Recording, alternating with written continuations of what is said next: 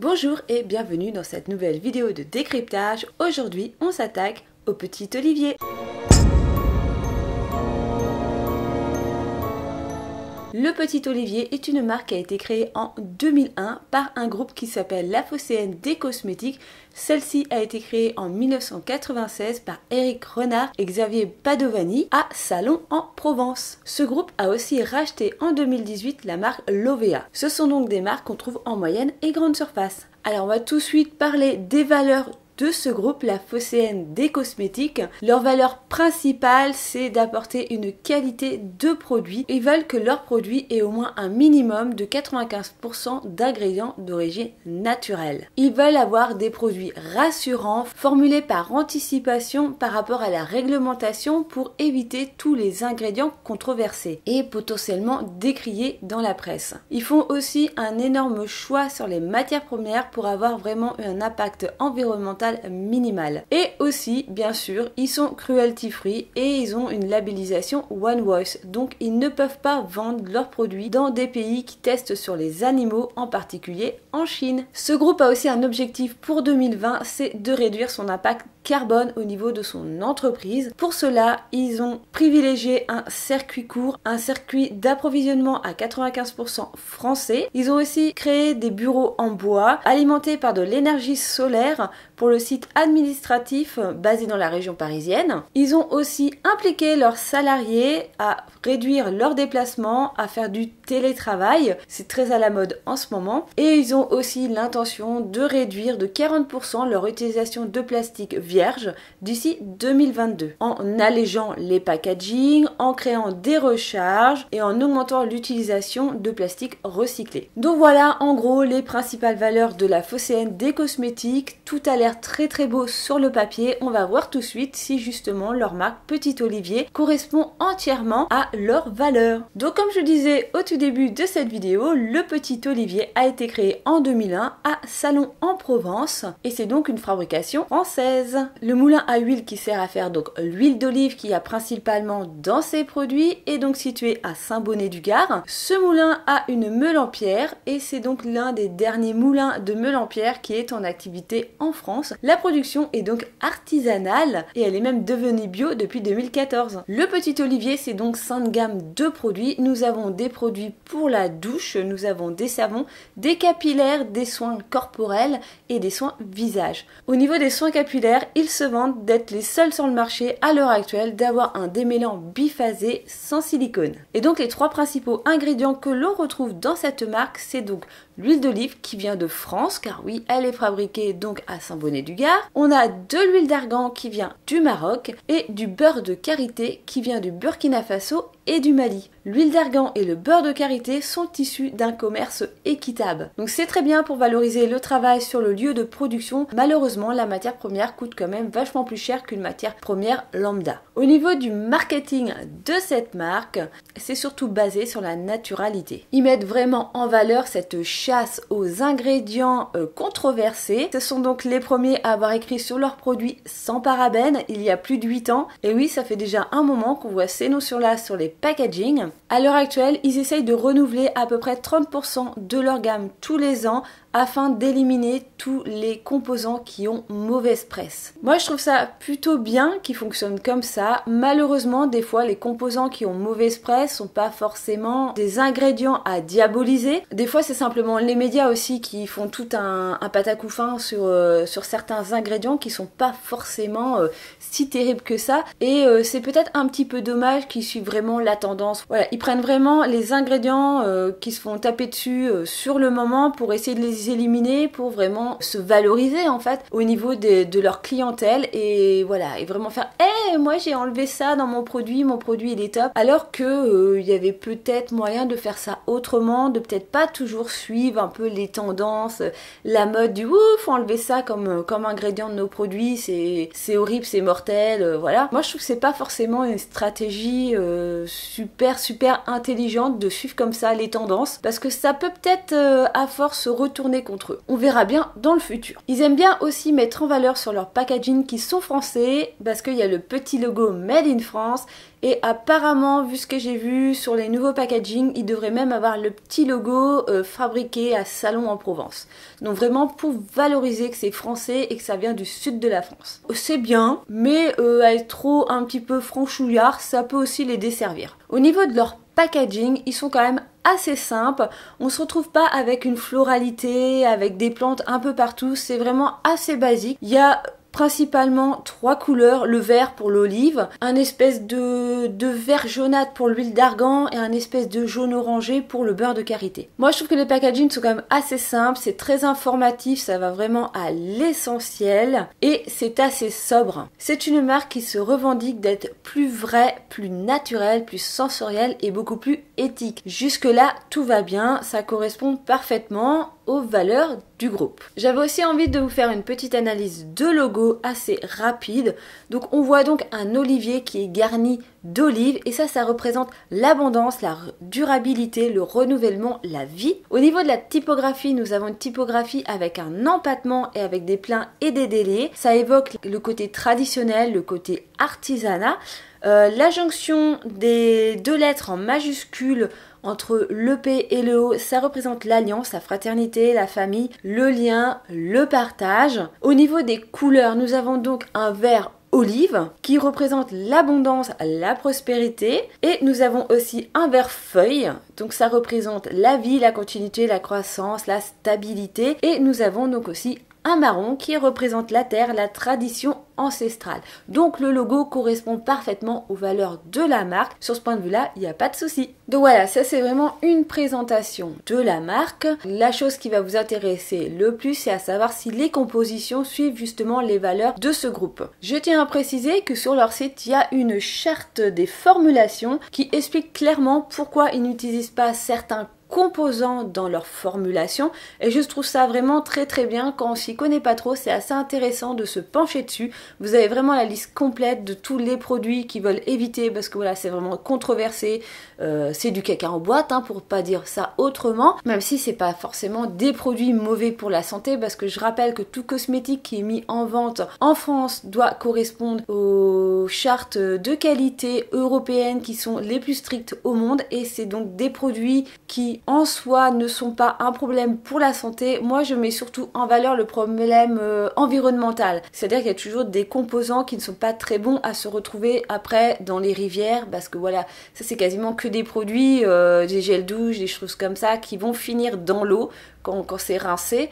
Et automatiquement les stations d'épuration ont un petit peu de mal à traiter ce genre de déchets qui se retrouvent donc dans l'eau et c'est vraiment avec une proportion que si tout le monde utilisait réellement ces produits-là à grosse échelle, que ça pourrait vraiment avoir un énorme impact sur l'environnement et même de toute façon à petite échelle ça a quand même un impact sur l'environnement. Mais au point de vue santé, même un perturbateur endocrinien, il faudrait se tartiner des tonnes de produits toute la journée pour vraiment qu'il y ait un effet visible sur la santé. Voilà, c'est vraiment des suspicions. Moi j'aime utiliser des produits où il n'y a pas ce genre de choses dedans, des produits beaucoup plus naturels, mais en soi ce n'est pas dangereux. Je le répète, ce n'est pas dangereux d'utiliser ces produits, même si des fois je vous précise qu'il y a tel ou tel élément qui n'est pas bon du tout, mais comme ce sont dans des proportions forcément hyper infimes dans la composition, ce n'est pas dangereux pour la santé si c'est sur le commerce français. Ce petit aparté étant dit, par quoi on va commencer? Par le pire ou par le meilleur? On va peut-être pour une fois commencer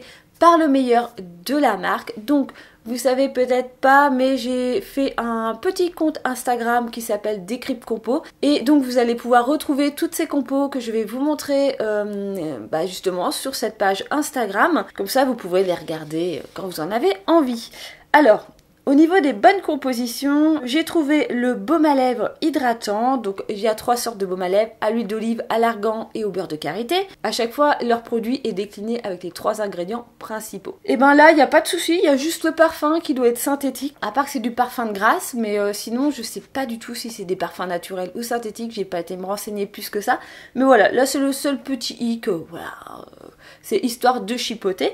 Donc ça, il n'y a pas de souci. Les baumes à lèvres, il n'y a vraiment pas de souci. Après, nous avons le contour, le soin contour des yeux anti-âge Donc là j'ai pris l'huile d'argan qui a une composition parfaite, peut-être un petit peu longue, mais encore c'est assez raisonnable. Là, il n'y a vraiment pas de souci, il n'y a rien qui m'a choqué. Bon, à part qu'il y a peut-être un petit peu trop d'alcool et ça risque quand même de dessécher un petit peu la peau. Il y a juste ça, mais sinon en soi, il n'y a rien de problématique. Ensuite, j'ai analysé l'eau micellaire démaquillante à la fleur d'amandier. Là aussi, il n'y a pas de problème, il y a juste le parfum qui me dérange un tout petit peu, mais c'est vraiment un tout petit détail. Voilà, ce serait typiquement le genre de produit que je pourrais acheter, même si j'aime pas les eaux micellaires. Mais au niveau de la composition, je n'ai pas vu de problème. La pâte d'argile verte purifiante, là aussi il y a 5 composants, elle est d'une composition parfaite, il n'y a vraiment pas de souci. Ensuite j'ai le baume de nuit nourrissant anti-âge à l'huile d'argan. Là il y a juste un polymère de synthèse qui me dérange un petit peu. Je sais pas pourquoi ils ont été le mettre ça. Alors si, je sais pourquoi, mais c'est ça qui est bien expliqué dans la charte des formulations, c'est qu'on va vous donner la liste des ingrédients qu'ils ne veulent surtout pas mettre dans leurs produits, et il y a en même temps la liste des ingrédients qu'ils n'arrivent pas encore à changer, c'est-à-dire des composants synthétiques qui apportent de la texture, la sensorialité au produit, mais qu'ils n'arrivent pas à trouver un composant naturel qui puisse donner en fait le même résultat au produit terminé. Donc là, bah voilà, ils ont laissé le polymère, c'est un petit peu dommage. Bon. Ensuite, en bonne composition, j'ai trouvé la crème pour les mains réparatrice au beurre de karité. Il y a juste ce carbomeur qui me dérange un petit peu parce que c'est un polymère de synthèse très polluant. C'est vraiment ça qui me dérange. Là, il n'y a pas de souci au niveau de santé. C'est simplement que c'est des microplastiques et que ça reste dans l'eau et que voilà, après nos rivières en sont remplies, la mer en est remplie. Voilà, c'est juste ça qui me dérange sur ces produits. Alors, je n'ai pas analysé tous les produits de la marque parce qu'il y a quand même quasiment une centaine de références. Donc là, je vous en ai trouvé 6 qui sont hyper positifs. Après, vous pouvez aller chercher par vous-même aussi sur le site. J'ai trouvé quelques compositions moyennes où il y a quelques petits couacs, des tout petits. Pour ça, nous avons le beurre de douche au beurre de karité qui lave et hydrate. Là, c'est le sodium laureth sulfate qui me dérange. C'est un tensioactif qui est assez irritant. Mais là, il est associé avec du disodium lauryl sulfosuccinate. Donc, ça a tendance à adoucir un petit peu ce côté irritant. Il y a toujours une association. En fait, au niveau des tensioactifs, vous avez toujours un qui est assez irritant, mais qui est un petit peu neutralisé par un autre qui est beaucoup moins irritant. Ça fait une formulation moyennement irritante.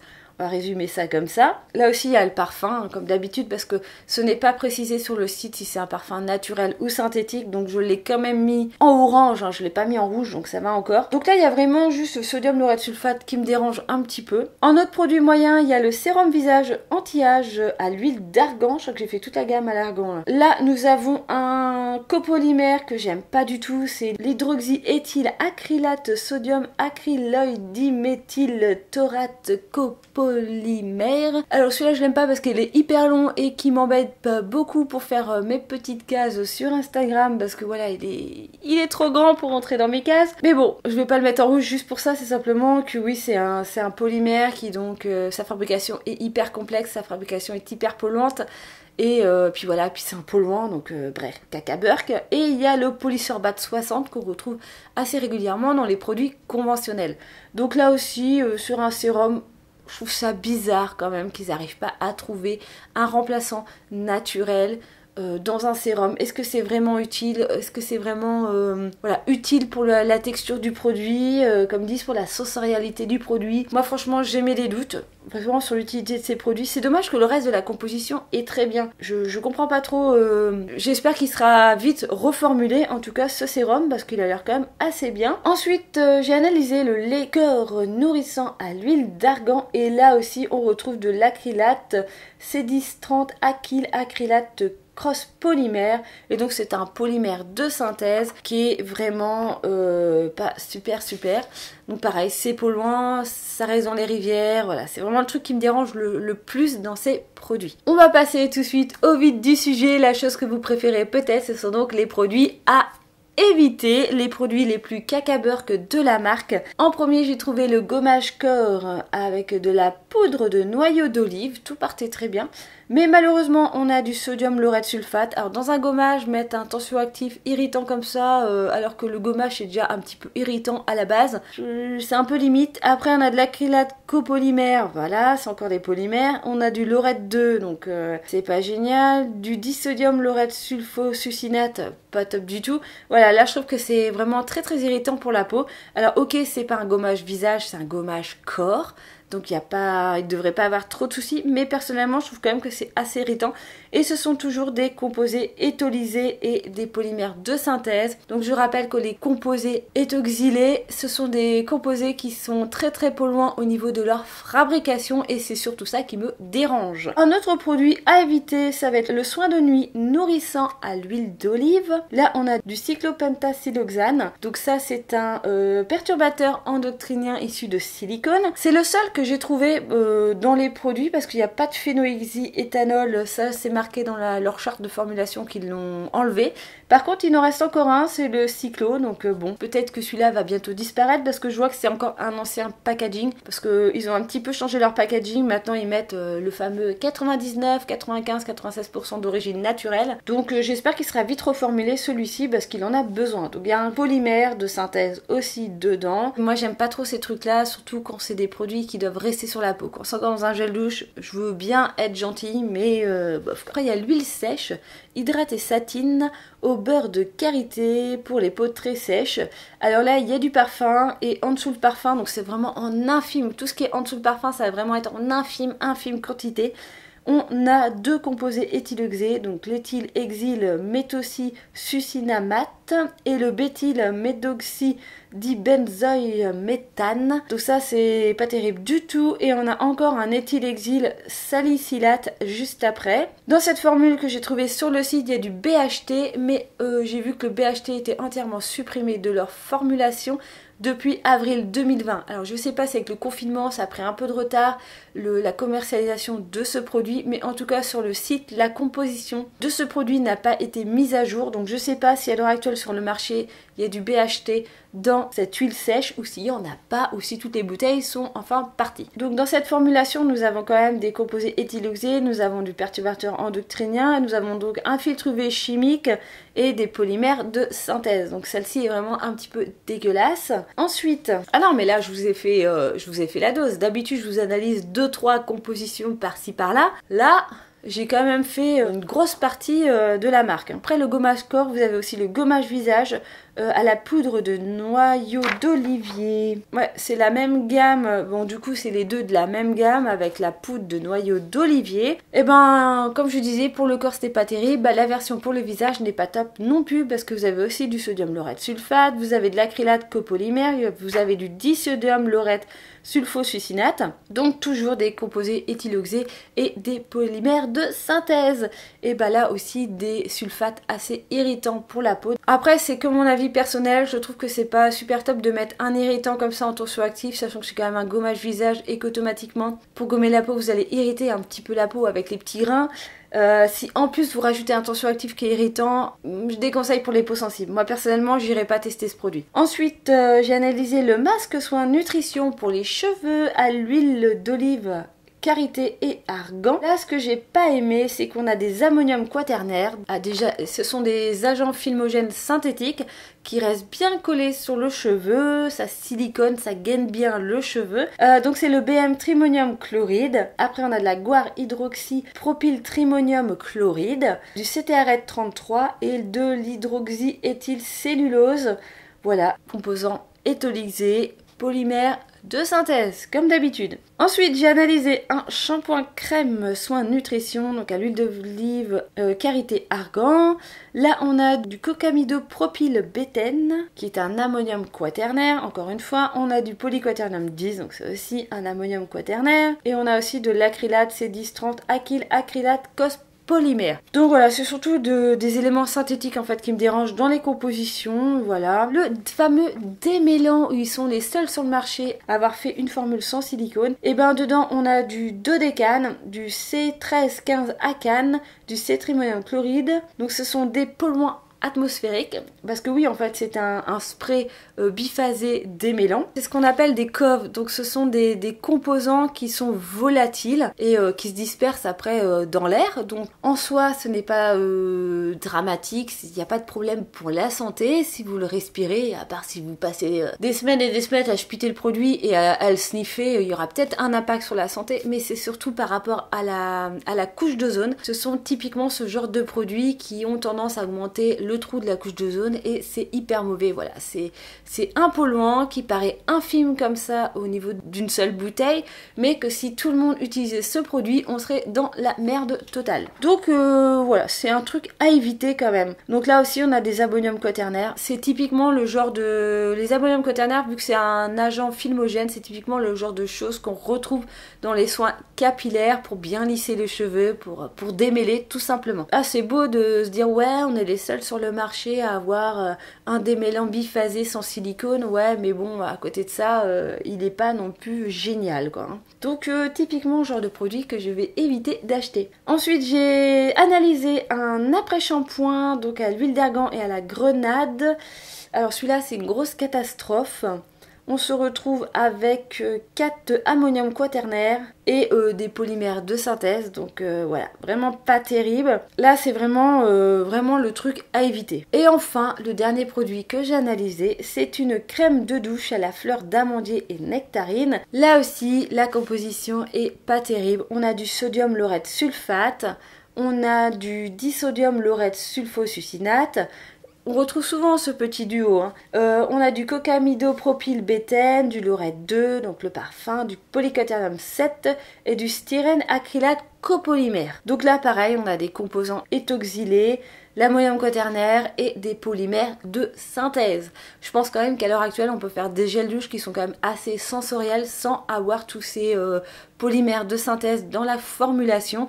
Je sais pas, moi j'achète des gels douche qui sont bio, il y a de la sensorialité, ça mousse, c'est agréable, il y a de la texture, il y a un effet crème. Où est le problème? Pourquoi ils n'arrivent pas à changer leur composition? Donc j'espère que cette marque va évoluer au fil du temps. Moi je peux vous avouer que quand je le croise en supermarché, généralement... Le petit Olivier est souvent placé dans mon Leclerc, à côté des Nature et Moi. Entre le conventionnel et entre le rayon bio, vraiment ceux qui font la jonction un petit peu greenwashing qui sont entre les deux. Et j'avais vraiment beaucoup d'appréhension d'analyser cette marque parce que je me suis dit, oh, les compositions vont être purement dégueulasses. J'ai été extrêmement séduite par le marketing de la marque, leur valeur. C'est vraiment bien, ils ont vraiment une envie d'évoluer. Ils veulent vraiment évoluer vers quelque chose de positif. Alors, à première vue, leurs intentions, ce n'est pas d'attaquer le marché bio. Ils ont des objectifs d'évolution vers des compositions plus naturelles, mais pas sur du 100% bio. À première vue, ils n'ont pas l'air d'avoir envie d'attaquer le marché bio. C'est peut-être un petit peu dommage parce que voilà, c'est quand même de l'huile d'olive qui est bio depuis 2014. Ils fabriquent en France. Ils ont une usine près de Falaise pour tout ce qui est savonnerie. C'est un point très positif et c'est peut-être dommage que cette marque-là essaye pas de partir sur le marché bio. Ce sont vraiment des prix d'entrée de gamme. Les produits que je vous ai présentés ne dépassent pas les 10 €. Vous avez quand même des gels douche qui sont à 1,99 €. C'est quand même très peu cher, donc c'est peut-être pour ça aussi qu'il y a pas mal de petits composants qui permettent d'avoir de la texture ou voilà, de donner un bon aspect visuel au produit, tout ce qu'ils appellent sensorialité. Ce sont des produits synthétiques qui généralement coûtent moins cher que les produits naturels. Oui, je sais, un produit synthétique, ça a quand même besoin d'être travaillé en labo. Pour la plupart d'entre eux, la fabrication est très polluante, la fabrication est assez complexe, donc ça devrait coûter quand même plus cher qu'un simple produit naturel. Mais non, les produits naturels, il faut les extraire, tout ça, donc ça a aussi un coût et du coup je pense que c'est pour ça qu'ils gardent aussi un petit peu de produits synthétiques dans leur formulation, c'est que ça coûte beaucoup moins cher et ça permet de contrecarrer en fait au niveau du prix par rapport aux matières premières, donc tout ce qui est huile d'olive, beurre de karité, huile d'argan, qui sont donc issus du commerce équitable, qui coûtent quand même plus cher qu'une pauvre petite huile trouvée sur le marché comme ça. Donc voilà, je pense que c'est ça. Il y a un petit mélange des deux histoire d'équilibrer la chose afin que les prix n'explosent pas parce que c'est quand même une marque qui est entrée de gamme au supermarché